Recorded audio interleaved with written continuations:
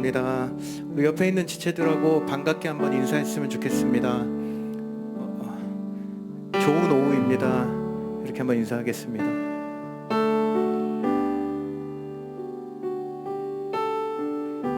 한 번 더 다른 분들 또 오지 못했던 우리 지체들과 함께 한 번 더 인사하겠습니다. 은혜 많이 받으시기 바랍니다.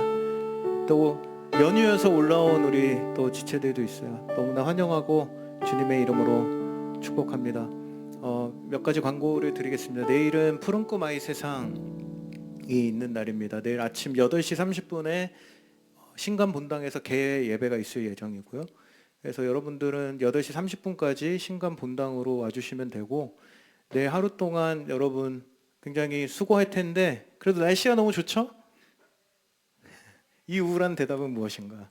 이 좋은 날씨에 함께 재밌게 달고나도 만들고 맛있는 것도 먹고 했으면 좋겠습니다. 괜찮죠?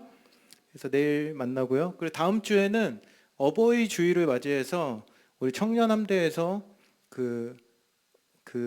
어버이들, 우리 교회에 계신 어르신들을 위해서 한방차를 대접하는 시간을 가지려고 합니다. 그래서 2부, 3부, 4부 예배 시간에 이렇게 우리가 섬기게 될 텐데, 오늘 광고 시간에 신청 링크가 나갈 거예요.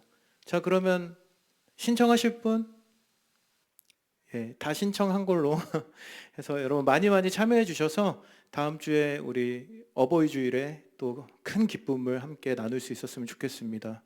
그리고 마지막 한 가지가 있었는데, 오늘 교회에서 어린이날을 맞이해서 우리 청년 어른이들을 위해서 조그만 선물을 준비해 주셨어요. 그래서 요새 뭐 선물을 준다 별 기분 안 좋아하시는 것 같은데, 교회에서 선물을 준비해 주셨습니다. 그래서 어린이가 된 마음으로 이따 끝나고 나가실 때 하나씩 받아가시면 되겠습니다. 아시겠죠? 네, 오늘은 우리 창세기 4장의 말씀을 가지고 하나님이 받으시는 예배, 아벨의 길을 따라라는 제목으로 여러분과 함께 말씀을 나누도록 하겠습니다. 여러분, 우리 인간의 마음 깊은 곳에는 누구나 자신의 이름을 드러내고 싶다라는 이 갈망이 존재합니다. 미국의 심리학자인 매슬로우의 인간의 욕구 5단계를 보면 모든 욕구를 이루는 최종 단계인 이 자아 실현으로 나아가기 전 단계에 존경의 욕구를 두고 있다는 거예요. 다시 말해서 모든 인간은 업적을 이루고 권력을 갖고 내 이름을 내고 유명해져서 속한 집단으로부터 존경이나 명예를 얻고 싶어하는 이 마음이 우리 모든 사람들 누구에게나 내재되어져 있다는 것을 이야기해 주는 것인데요. 그렇다면 우리 인간은 언제부터 이러한 마음, 이러한 욕구를 갖게 되었을까? 언제부터 이 마음을 품게 되었을까? 성경은 바로 이 기원을 창세기 3장에서 아담과 하와의 타락 이후로 보고요, 창세기 11장에 이르러 바벨탑 사건에서 이 욕망이 명확하게 드러나고 있음을 우리에게 보여주고 있습니다. 우리 창세기 11장 4절을 같이 한번 읽어보도록 하겠습니다. 시작. 또 말하되 자 성읍과 탑을 건설하여 그 탑 꼭대기를 하늘에 닿게 하여 우리 이름을 내고 온 지면에 흩어짐을 면하자 뭐라고 하였더니. 하고 있습니까? 하늘에 닿게 탑을 쌓고 우리의 이름을 내자라고 말씀하고 있습니다. 바로 이것이 하나님과 단절된 이 모든 인간이 추구하는 삶의 방향이라는 것입니다. 그래서 하나님을 높이는 대신 자기의 이름을 높이고자 하는 인생에 대한 욕망은 유전처럼 대물림돼서 오늘을 살아가는 우리 안에도 뿌리 깊게 이러한 욕망이 자리 잡고 있다는 것인데요. 그러나 여러분, 하나님의 자녀는 어떤 사람들입니까? 하나님의 자녀는 다른 가치를 따라 살아가야 하는 존재라는 사실을 기억해야 합니다. 세상이 주목하지 않아도, 아무도 알아주지 않아도 가장 낮은 자리에서 십자가를 지신 주님처럼 우리가 주님 앞에서 주님을 위해, 그리고 주님에 의한 삶을 살아갈 때 하나님께서는 우리의 이름을 기억하시고 우리의 인생을 하나님께서 높이시는 인생이 된다는 거예요. 여러분 믿으십니까? 사랑하는 여러분, 오늘 여러분의 인생은 어떤 인생으로 기억되기를 원하십니까? 여러분의 이름이 무엇으로 기억되기를 원하시나요? 저는 오늘 이 말씀을 통해서 우리가 더 집중해야 될 방향과 가치가 무엇인지를 오늘 이 말씀을 통해서 함께 살펴보기를 원합니다.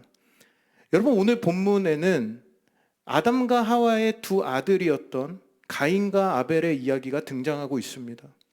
근데 성경은 이 짧은 사건을 넘어서 아벨이라는 인물에 대해 훨씬 깊은 평가를 내리는 또 다른 본문을 성경 가운데 제시하고 있는데요.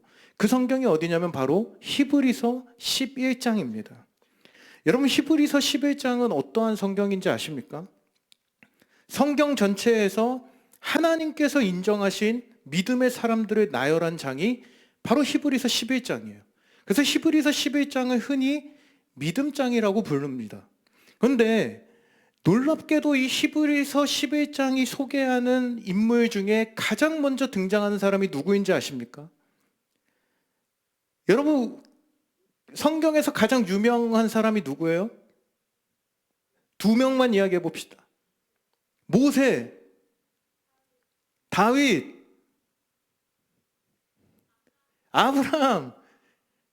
근데 여러분, 우리가 누가 유명하냐 했을 때 이렇게 말하는 아브라함, 다윗, 모세, 이런 사람들이 등장해야 되는 이 믿음장에 여러분, 가장 먼저 등장한 사람이 바로 오늘 본문에 나오는 아벨이라는 것입니다. 그 성경은 이 아벨에 대해 이렇게 평가합니다. 우리 히브리서 11장 4절 같이 읽겠습니다. 시작. 믿음으로 아벨은 가인보다 더 나은 제사를 하나님께 드림으로 의로운 자라 하시는 증거를 얻었으니. 여러분, 아벨은 어떤 사람이었습니까? 그는 성경에서 그렇게 많은 분량을 차지하고 있지도 않습니다. 어떤 기적을 행했던 인물도 아니었습니다. 세상적으로 특별한 직분이나 어떤 혜택을 받은 사람도 아니었어요. 아주 짧게 등장하는 이 아벨의 이야기. 그런데 성경이 그를 지금 뭐라고 평가하고 있습니까? 더 나은 뭘 한 사람? 더 나은 제사를 하나님께 드린 사람이라고 말하고 있어요. 여러분, 여기서 제사는 무엇입니까? 오늘날 우리가 드리는 예배를 말합니다. 그리고 성경이 믿음의 본질을 소개하는 자리에 가장 먼저 예배자인 아벨을 놓고 있다는 것은 여러분, 무슨 말일까요? 바로 성경이 이야기하는 이 믿음의 핵심이 어디에 있다는 거예요? 예배에 있다는 것을 우리에게 분명하게 보여주는 증거라는 것입니다. 여러분, 예전에도 제가 이야기했던 건데 장로교 신학의 표준인 웨스트민스터 소요리 문답 1문에 보면 가장 먼저 이야기하는 것이 바로 이 말이에요. 우리 같이 한번 읽어볼게요. 시작. 사람의 제일 되는 목적은 하나님을 영화롭게 하는 것과 그를 영원토록 즐거워하는 것. 여러분, 저와 여러분이 사람이죠? 우리 사람의 이 땅을 살아가는 제일 되는 목적이 무엇이라고요? 하나님을 영화롭게 하는 것입니다. 하나님을 예배하고 그분 안에서 기쁨을 누리는 삶. 이것이 바로 원래 우리가 창조된 본래의 목적이라는 것입니다. 우리가 하나님을 참되게 예배할 때 비로소 우리는 하나님이 원하시는 바른 방향으로 살아가고 있는 것이라고 할 수 있는데요. 사랑하는 여러분, 우리는 매주 이 자리에서 이 시간에 예배를 드리고 있습니다. 그렇다면 지금 여러분의 예배는 어떠합니까? 자, 스스로에게 나의 예배의 점수 시험 끝나고 온 여러분들에게 점수 얘기를 해서 죄송하지만 스스로의 예배에 점수를 매긴다면 내 예배, 하나님 앞에서의 나의 예배는 몇 점을 줄 수 있을까요? 우리 옆에 있는 사람에게 자기 점수를 한번 이야기해 볼까요?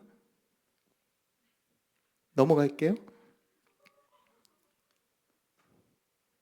여러분, 우리 예배를 돌아볼 때 형식은 있지만 중심이 흐려진 예배, 몸은 와 있지만 마음은 다른 곳을 향한 예배는 아니었습니까? 요즘 중간고사 시즌이어서 여러분의 학교 도서관이 어때요? 가득하죠, 사람들이. 스터디 카페에 사람들이 가득해요. 카페에 가득 차 있는데 정작 우리 이 예배 가운데 비어져 가는 우리들의 모습 속에 여러분, 그 시간 여러분은 하나님을 예배하고 계셨습니까? 온갖 이유가 우리를 이 예배의 자리로부터 이탈하게 하지는 않았냐는 거예요. 여러분, 하나님은 오늘 우리가 드리는 이 예배를 바라보고 계십니다. 그리고 이 예배를 통해 하나님을 영과 진리로 예배하는 사람을 찾고 계시고 우리 예배를 통해 우리의 믿음을 평가하고 계신다는 사실을 여러분 기억하시기 바랍니다. 그런데 우리는 여기서 이제 이런 질문이 생깁니다. 아벨의 예배는 과연 뭐가 달랐길래? 우리도 주일마다 이렇게 열심히 예배를 드리는데 아벨의 예배는 무엇이 달랐길래 성경은 이것을 믿음의 본질이자 하나님께서 기뻐하시는 더 나은 예배라고 평가하고 있는 것일까요? 여러분, 그 해답을 오늘 본문인 창세기 4장에서 찾을 수 있습니다. 이 창세기 4장은 인류 최초의 예배의 장면을 묘사하고 있고요. 가인과 아벨이라는 이 두 형제의 모습을 우리 가운데 보여주고 있습니다. 오늘 본문 1절에서 2절 말씀을 우리 같이 한번 읽어보겠습니다. 시작. 아담이 그의 아내 하와와 동침하매 하와가 임신하여 가인을 낳고 이르되 내가 여호와로 말미암아 득남하였다 하니라. 그가 또 가인의 아우 아벨을 낳았는데 아벨은 양치는 자였고 가인은 농사하는 자였다. 여기서 우리는 두 형제의 출생과 직업에 대한 설명을 읽을 수가 있습니다. 여러분, 성경은 단순히 지금 이 친구들을 첫째와 둘째로만 설명하지 않고 각자가 어떤 일상의 삶을 살아가고 있었는지를 먼저 우리에게 말해주고 있다는 거예요. 여러분, 먼저 가인은 무엇을 하던 사람이었습니까? 농부였습니다. 땅을 일구고 곡식을 얻는 사람이었어요. 그리고 아벨은 무엇이었습니까? 목자였습니다. 양을 돌보고 돌보는 자, 양치는 자로 오늘 아벨을 설명하고 있다는 거예요. 여러분, 많은 학자들이 아담과 하와가 에덴 동산에서 쫓겨난 이후에 에덴의 동편 어딘가에서 토지를 경작하며 정착 생활을 시작했다라고 추정을 하고 있는데요. 그곳에서 그들은 두 아들을 낳았고 각자 자연스럽게 당시의 가장 기본적인 생계 방식이었던 농사와 목축 가운데의 삶을 시작하게 되었다는 것을 우리는 볼 수 있다는 것이죠. 근데 이처럼 가인과 아벨은 전혀 다른 삶의 자리에 있었고 그 자리에서 각자의 방식으로 하나님께 제물을 드리며 예배 가운데 나아갔던 것인데요. 여러분, 그들의 직업이 달랐던 것처럼 오늘 제물이 달랐고 그 제물이 달랐고 결과도 달랐다는 거예요. 그렇다면 여러분, 하나님께서 아벨의 예배만을 받으신 것은 그들의 직업의 차이 때문이었을까요? 하나님은 고기를 좋아하시고 야채를 좋아하지 않으시는 분인 거예요. 곡식보단 고기. 자, 혹시 고기? 저도 고기. 야채? 아무도 안 좋아해요. 그럼 뭐 먹고 사세요? 직업 때문에 안 받아들여지는 거야. 여러분, 그렇다면 아벨의 예배는 왜 하나님께 받아들여졌고 가인의 예배는 왜 거절되었을까요? 이런 궁금증을 가지고 우리가 그들의 제사 장면을 한번 살펴보기를 원하는데요. 우리 3절에서 5절을 같이 한번 읽어보겠습니다. 시작. 세월이 지난 후에 가인은 땅의 소산으로 제물을 삼아 여호와께 드렸고 아벨은 자기도 양의 첫 새끼와 그 기름으로 드렸더니 여호와께서 아벨과 그의 제물은 받으셨으나 가인과 그의 제물은 받지 아니하신지라. 가인이 몹시 분하여 안색이 변하니. 여러분, 그들이 이제 하나님께 예배를 올려드리는데 제사를 올려드리는데 가인이 뭘로 드렸습니까? 땅의 소산, 즉 채소와 곡물로 제사를 드렸고 아벨은 양의 첫 새끼와 그 기름으로 제사를 드렸습니다. 그런데 결론이 뭐라고요? 가인의 제사는 거절되었고 아벨의 제사는 기쁘게 받으셨다는 겁니다.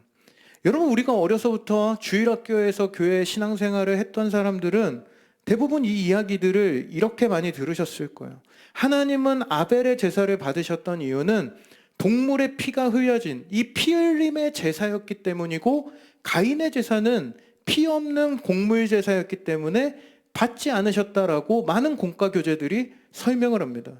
근데 이러한 해석이 오랫동안 전통적으로 사용되었고 분명 이런 어떤 속죄의 제사의 맥락에서는 의미가 있는 말이었다는 거예요. 근데 오늘 이 장면을 유심히 보면 오늘 이 제사의 핵심은 그것이 아니었다는 거예요.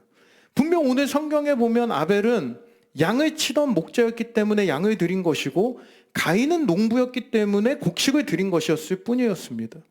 각자의 자리에서 자기가 소유한 것을 하나님께 제사로 드렸을 뿐인데요.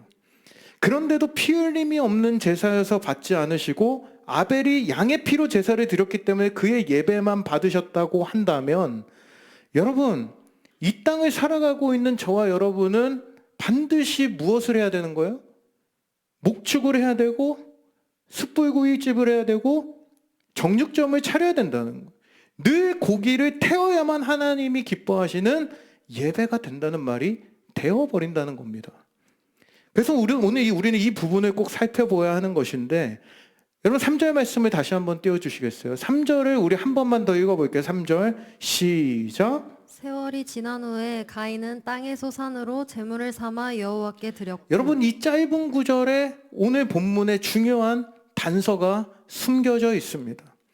여기서 그냥 세월이 지난 후라고 하면 어떤 시간을 말하는 것입니까?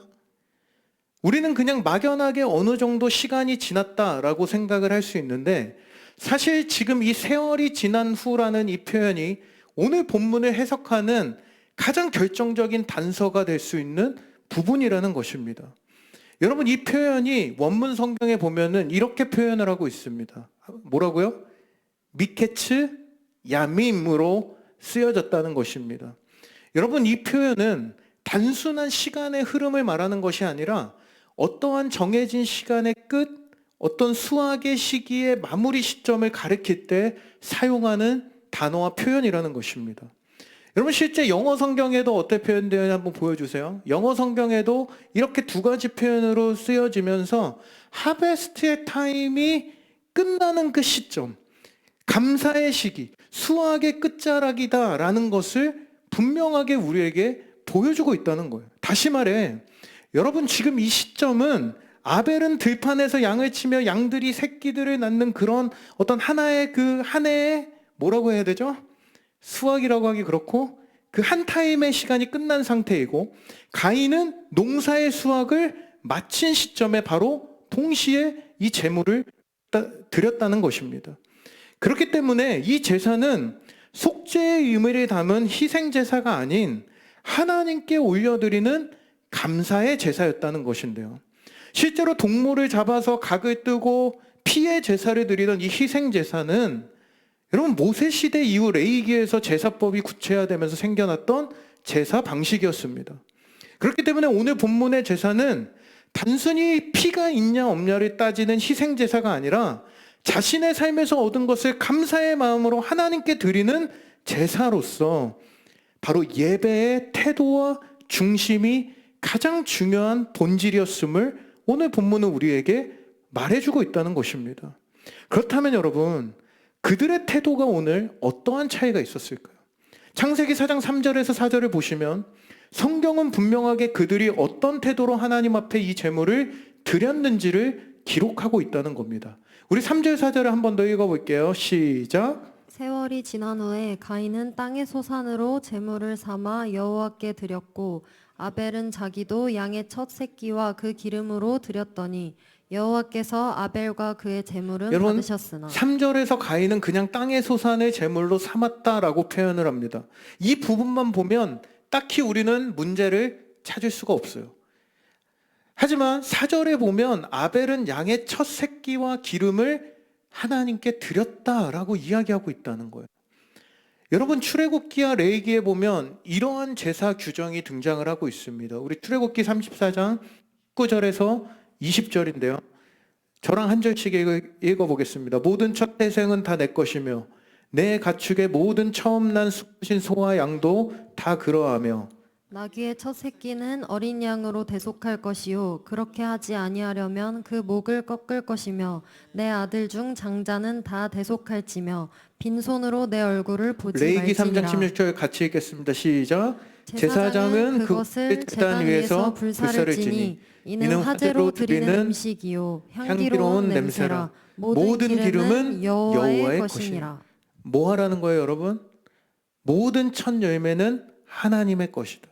따라서 하나님께 드려야 한다라는 규정과 함께 기름 또한 여호와의 것이니 다 바치라는 규정이 각각 등장하고 있다는 것입니다. 그렇다면 여러분, 아벨이 지금 첫 새끼와 그 기름으로 드렸다는 것이 무엇을 말하는 거예요? 바로 그의 삶과 일상의 태도가 온전히 하나님께 향해 있었다는 그의 삶의 태도를 엿볼 수 있게 하는 강력한 증거라고 할 수 있는 것입니다. 많은 신학자들이 아마도 죄를 지은 아담과 하와에게 하나님은 이 출애굽기 레위기가 되기 이전에 하나님의 것과 가장 좋은 것을 드리도록 말씀하셨을 것이고, 그것을 자녀된 가인과 아벨에게 동시에 가르쳤을 것이다 라고 추정을 합니다. 그런 가르침 앞에 아벨은 양의 새끼가 탄생할 때마다 첫 번째 난 것을 보면서 무엇을 떠올린 걸까요? 가장 먼저 이것을, 야, 이거 맛있게 생겼네? 어떻게 잡아먹을까가 아니라, 어디다가 비싸게 팔까가 아니라, 이것을 볼 때마다 이것은 하나님께 드려야 될 온전한 몫이다. 여러분, 아벨은 이렇게 자신의 첫째 난 새끼를 볼 때마다 하나님 앞에서 자기의 양을 구별해 두었다는 것입니다. 무엇을 말하는 거예요? 매일매일의 삶의 아벨의 마음은 하나님께로 온전히 향해 있었다는 것입니다. 또 기름으로 드렸다는 무엇을 말합니까? 여기서 사용된 기름이란 단어가 헬렙이라는 단어인데요.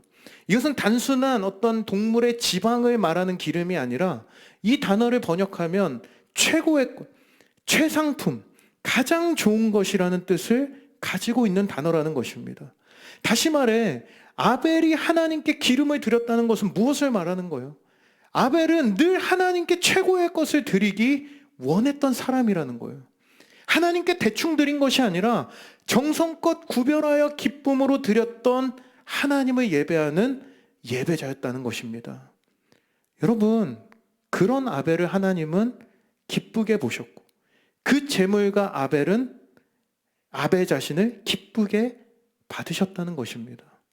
사랑하는 여러분, 여러분이 지금 이 시간 드리는 예배는 최고의 가치를 담고 있습니까? 아벨처럼 하나님께 먼저 드리기 위해 구별하고 준비하여 나아가는 예배입니까? 여러분, 하나님은 예배자의 마음을 받으시는 분이십니다. 형식이 아니라, 우리가 여기서 아무리 좋은 찬양과 형식과 어떠한 절차를 갖춘 예배가 우선이 아니라 가장 먼저 가장 좋은 것으로 그분께 드리고자 하는 우리의 마음의 중심과 태도를 기뻐하신다는 거예요. 여러분, 저는 오늘 이 예배가 여러분이 드릴 수 있는 가장 값지고 가장 진실된 예배가 되기를 주님의 이름으로 축원합니다. 사랑하는 이 청년남대 여러분, 시험과 여러 가지 일들로 바쁜 시기를 지날 때, 그리고 여러분의 삶의 중요한 선택 앞에 설 때마다 저는 가장 먼저 떠오르는 분이 바로 우리의 주님이 되시기를 간절히 소원합니다. 우리가 사는 이유, 우리가 숨 쉬는 이유, 우리가 공부하는 이유, 우리가 일하는 그 이유가 주님을 예배하기 위함을 기억하는 삶이 될 때, 여러분, 하나님은 그 삶을 결코 버려두지 않으시고 하나님은 기쁘게 받으시는 줄로 여러분 믿으시기 바랍니다. 오늘 그렇게 하나님께 믿음의 예배를 드린 아벨과 그의 제물을 하나님은 기쁘게 받으셨어요. 우리 4절에 보면은 같이 한번 읽어볼게요. 4절 시작. 아벨은 자기도 양의 첫 새끼와 그 기름으로 드렸더니 여호와께서 아벨과 그의 제물은 받으셨으나. 여러분, 여기서 중요한 점은 하나님께서 제물만을 받으신 것이 아니라 아벨과 그의 제물을 함께 받으셨다는 점입니다. 여러분, 하나님은 단순히 제물의 양과 종류가 아니라 그 제물을 드리는 사람의 중심과 태도, 삶 전체를 함께 보시고 그의 삶을 보시고 그 모든 전체를 받으신다는 거예요. 여러분, 바로 이것이 오늘 히브리서 11장 4절에 믿음으로 아벨이 더 나은 제사를 드렸다라는 의미이자 믿음으로 드리는 진정한 예배, 하나님이 인정하시는 예배가 무엇인지 바로 이곳에서 정확하게 말씀해주고 있다는 것입니다. 근데 가인은 어떻습니까? 가인 역시 똑같이 제사를 드렸습니다. 그런데 5절에 보니까 뭐라고 이야기해요? 가인과 그의 제물은 어떻게 하셨다고요? 받지 아니하셨다. 가인과 그의 재물이라고 표현하면서 가인의 존재 자체가 재물과 함께 거절되고 있음을 말씀하고 있는 거예요. 여러분, 실제 유다서 1장 11절에 보면 하나님이 가인의 삶을 어떻게 평가하고 계신지를 이렇게 말씀하고 있습니다. 우리 같이 한번 읽어볼게요. 시작. 화 있을진저 이 사람들이여 가인의 길에 행하였으며 삭슬 위하여 발람의 어그러진 길로 몰려갔으며 고라의 패역을 좇아 멸망을 받았도다. 여러분, 여기서 말하는 가인의 길은요, 단순히 예배의 행위의 어떤 실패의 길이 아닙니다.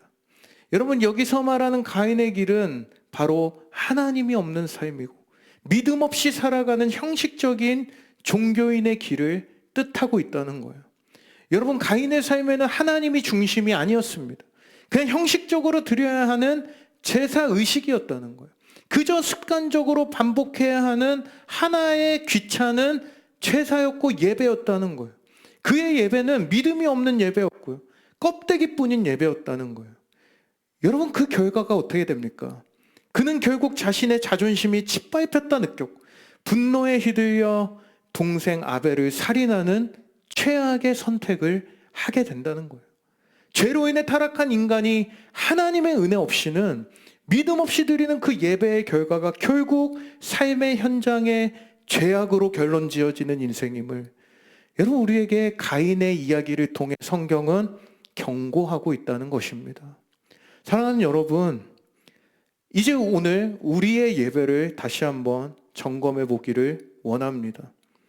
오늘 이 자리에서 여러분이 드리고 있는 이 예배, 매주 이곳에서 드리는 예배, 그 예배는 과연 그 가인의 예배를 닮아 있습니까? 아니면 아벨의 예배, 믿음으로 드려진 예배와 닮아 있습니까? 여러분, 예배는 단순히 출석하는 것이 전부가 아니에요. 여기 와서 찬양 몇 곡 부르고 말씀 듣고 돌아가는 그 한 시간이 아니라 내가 누구를 가장 소중하게 여기고 있는지를 고백하는 시간입니다. 여러분, 오늘 이 예배가 여러분에게는 어떤 의미입니까? 저는 이 예배가 가인의 형식적인 예배가 아니라 아벨처럼 믿음으로 드려 하나님께서 기쁘게 받으시는 여러분 각자의 예배가 되기를 주님의 이름으로 축원합니다. 여러분, 라이프 마틴이라는 신학자는 워십이라는 이 단어의 예배를 이렇게 정의하고 있습니다. 우리 같이 한번 읽어볼게요. 시작. 하나님을 예배하는 것은 그분께 최고의 최고의 가치를 부여하는 것입니다. 왜냐하면 오직 하나님만이 존귀하신 분이기 때문입니다. 여러분, 동의하십니까? 한 번 더 읽겠습니다. 시작. 그분께 최고의 가치를 부여하는 것입니다. 왜냐하면 오직 하나님만이 존귀하신 분이기 때문입니다. 할렐루야. 아멘. 여러분, 실제 이 워십이라는 단어의 어원을 보면 이 고대어 웨어십에서 유래되었는데 이 말은 두 개로 나뉘어집니다. 월스와 십의 합성어로 가치를 인정하다, 가장 존귀한 분으로 여긴다라는 의미가 된다는 거예요. 다시 말해, 예배는 형식이 아니라 하나님을 나의 삶 가운데 가장 존귀하신 분으로 고백하는 행위이자 그의 합당한 존경과 영광을 돌려드리는 것이 바로 예배인 것입니다. 여러분, 그렇다면 왜 우리는 이러한 예배를 드려야 되는 거예요? 이 소중한, 이 날씨 좋은 날 한강에 가야 되는데 왜 이 시간에 우리가 여기 와서 예배를 드려야 되는 거예요?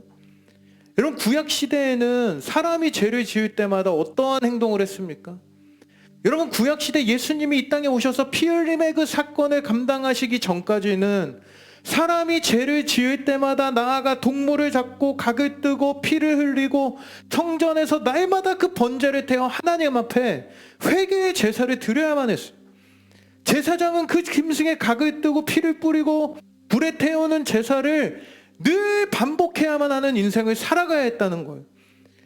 여러분, 성전은 늘 피비린내 나는 죄의 현장이었다는 거예요. 죄를 용서받기 위해선 반드시 또 다른 생명의 희생이 날마다 드려져야 했던. 그런데 여러분, 그 끝없는 제사의 반복을 완전히 멈추신 분이 누구이십니까? 단 한 번의 완전한 제사를 드리신 분, 바로 우리가 믿는 예수 그리스도이십니다. 죄 없으신 하나님의 아들이 사람의 몸을 입고 이 땅에 오셨어요.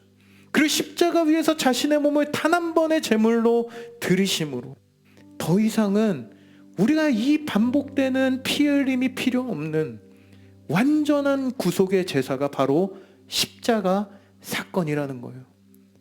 여러분, 예수님은 그냥 죽으셨을 뿐만 아니라 부활하셔서 이제는 성령으로 저와 여러분 한 사람 한 사람의 심령 속에, 여러분의 인생 속에 찾아오셨습니다. 여러분 믿으십니까? 우리 안에 자정하시고 그런 우리와 영원한 사랑의 사귐과 교제를 나누며 오늘을 함께 하나님을 기뻐하는 사랑의 관계로 살아가기를 원하신다는 거예요. 그래서 여러분, 이제 오늘 우리가 드리는 이 예배는 단순한 형식과 제사의식이나 어떠한 의무가 아닙니다. 예수님께서 사마리아 여인에게 말씀하셨던 것처럼 이제 하나님께 드려지는 예배는 더 이상의 구약의 제사가 아닌 너희의 마음과 영과 진리로 하나님을 예배하는 것이 오늘 이 신약의 예배라는 것을 우리에게 가르쳐주고 있다는 거예요. 예수님이 이미 길을 열어주셨기 때문에 더 이상 동물을 잡아드리는 제사가 아닌 우리는 이 은혜 안에 기쁨과 감사와 사랑으로 드리는 하나님과 직접적으로 교제하는 이 예배로 나아갈 수 있게 되었다는 것입니다. 사랑하는 여러분, 오늘 이 예배에 여러분 어떤 마음으로 나오셨나요? 이런 주님의 은혜에도 불구하고 여전히 토요일 밤새 즐기느라 피곤한 몸에 출석이나 하자는 마음으로 아무런 기대나 어떠한 기대가 없이 마음의 준비 없이 이 예배 가운데 나와서는 이 예배의 어떠한 감격을 우리는 누릴 수 없다는 거예요. 여러분, 예배는 영혼의 본진입니다. 우리가 다시 살아나고 충전되고 우리가 다시 치유되고 회복되는 자리예요. 여러분 믿으십니까? 이곳에서 오늘 이 시간 성령 충만함이 우리 안에 회복되지 않으면 우리가 내일부터 살아갈 6일간의 세상이라는 전쟁터에서 우리는 당연히 무너질 수밖에 없는 악순환의 인생을 반복하며 살아갈 수밖에 없다는 거예요. 여러분, 저는 오늘 이 예배가 여러분의 인생의 서론이요 결론이 되기를 바랍니다. 전쟁터에서 치열하게 싸우다 돌아온 군인이 본진에서 동료를 확인하고 안도하며 다시 싸울 힘을 얻듯이 여러분 옆에 있는 지체들을 힐끔 바라보세요. 힘이 나세요? 지금 이 순간 하나님의 은혜를 온몸으로 충전하고 다시 한 주간의 삶의 본론이자 믿음의 전쟁터를 향해 나아가시는 여러분 모두가 되시기를 주님의 이름으로 축원합니다. 그리고 여러분, 그런 우리가 동시에 해야 될 것은 바로 우리의 삶 자체가 예배가 되어야 한다는 거예요. 바울은 로마서 12장 1절에서 이렇게 말씀합니다. 그러므로 형제들아, 내가 하나님의 모든 자비하심으로 너희를 권하노니 너희 몸을 하나님이 기뻐하시는 거룩한 산 제물로 드리라. 이는 너희가 드릴 영적 예배니라. 할렐루야. 여러분, 이제 우리가 해야 할 일은 분명합니다. 우리의 몸, 우리의 일상, 우리의 삶 전부를 하나님이 기뻐하시는 산 제물로 드리는 거예요. 어떻게 해요? 우리 몸을 제단 위에 올려요? 그거 아니죠. 바로 이어지는 2절에서 이렇게 얘기합니다. 같이 읽겠습니다. 시작. 너희는 이 세대를 본받지 말고 오직 마음을 새롭게 함으로 변화를 받아 하나님의 선하시고 기뻐하시고 온전하신 뜻이 무엇인지 이것이 바로 우리 인생 6일간의 본론이라는 거예요. 단지 예배당에 와서 이곳에서 예배하는 한두 시간의 그 시간을 넘어서 우리의 6일 매일의 일상에서 하나님을 예배하며 살아가는 것이에요. 여러분, 그래서 진짜 예배는요 월요일부터 시작되는 거예요. 여러분, 우리가 주일에 함께 드리는 이 예배는 너무나 중요합니다. 하지만 이 주일의 예배가 참되게 하기 위해서는 월요일부터 토요일까지 여러분의 인생이 삶의 예배가 되어야 한다는 거예요. 여러분, 삶의 예배는 무엇입니까? 단순히 뭐 큐티해라, 말씀 읽어라, 찬양 들어라, 여러분 이것만에 말하는 것이 아니에요. 이것은 그냥 기초적인 출발점일 뿐입니다. 삶의 예배는 매일매일 그리스도의 말씀으로 충만한 우리가 마치 주님께 하듯 일을 하고 주님께 하듯이 사람을 대하고 죽게 하듯이 사랑하고 용서하고 섬기고 말하고 죽게 하듯 생각하며 선택하는 모든 삶의 순간, 그 순간에 하나님을 향한 마음으로 서 있는 것을 말하는 거예요. 여러분의 직장에서, 캠퍼스에서, 가정에서, 관계 속에서 지금 하나님 앞에 살아가고 있는가를 의식하며 사는 것이 삶의 예배입니다. 오늘 말씀을 정리하면서요, 여러분, 우리가 함께 드리는 이 공동체 예배가 성공하고 여러분이 나아가 살아가는 삶의 예배가 하나님께 올려질 때, 매일의 삶에 하나님이 인식되고 그분이 기뻐하시는 삶을 살아갈 때, 그때 비로소 우리의 예배는 하나님께서 기쁘게 받으시는, 오늘 아벨의 더 나은 예배처럼 완전하고 완성된 하나님이 인정하시는 예배가 될 줄 믿습니다. 예배당 안에 은혜가 여러분의 삶으로 흘러가야 돼요. 그리고 그 삶이 다시 주일의 예배 자리로 돌아와 더 깊은 감격과 진실함으로 하나님께 올려질 때, 여러분, 우리 인생은 그렇게 진짜 예배자의 삶으로 거듭나게 된다는 것입니다. 이제 여러분 어떤 예배자로 살아가시겠습니까? 찰스 스펄전 목사님은 이런 말씀을 하셨어요. 하나님은 예배자의 목소리보다 그 마음을 더 깊이 들여다보신다. 표면적인 열심, 겉으로 열심히 드리는 그 행위가 중요한 것이 아니라 여러분의 마음, 과연 내 마음은 오늘 어디로 향해 있는가? 저는 오늘을 시작으로 여러분의 마음의 중심을 드리는 고백으로 오늘 이 예배가 회복되고 6일간의 매일의 삶의 걸음에 이 예배가 완성되어 아벨과 같이 하나님이 높이시는 거룩한 인생으로 여러분의 그 여정을 끝까지 주님과 함께 동행하며 살아가는 저와 여러분 되시길 주님의 이름으로 축원드립니다. 할렐루야. 우리 한번 그 자리에 다 함께 일어나셔서 우리 이 찬양과 함께 한번 같이 한번 기도하는 시간을 가졌습니다.